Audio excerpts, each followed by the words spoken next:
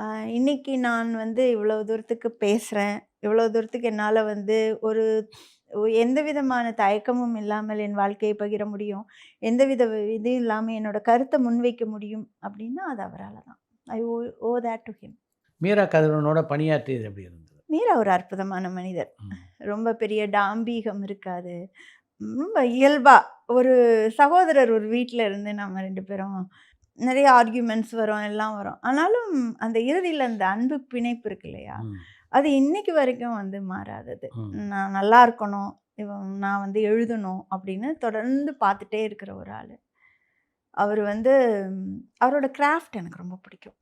அந்த படத்துல பணியாற்றும்போது சினிமாவ பற்றிய என்ன ஒரு புரிதல் இருந்தது உங்களுக்கு? நாம நெனச்சு வச்சிருக்கிற சினிமா வந்து களத்துல இருக்கிற சினிமா இல்லங்கிற புரிதல் வந்தது.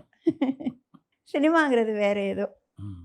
நான் அன்னைக்கு நிர்பந்தத்தின் காரணமா வந்து சினிமா பக்கம் திரும்பினாலும், இலக்கியம் தராத மதிப்பையும், மரியாதையையும் சினிமா உலகம் குடுத்துச்சு. ஒரு பெண்ணா. அத வந்து மறுக்கவே முடியாது. எல்லாரும் சொல்லுவாங்க, சினிமா மேல நெறைய பழி போடுவாங்க. பெண்கள் இயங்க முடியாத இது அப்படின்னு. எல்லா துறையிலயும் வந்து பெண்களுக்கு எதிரான எல்லா சவால்களும் இருக்கு. ஆனா, ஒரு மதிப்பும், மரியாதையும் சினிமா உலகத்துல இருக்குன்னு நான் நம்புறேன். உணர்ந்திருக்கிறேன்.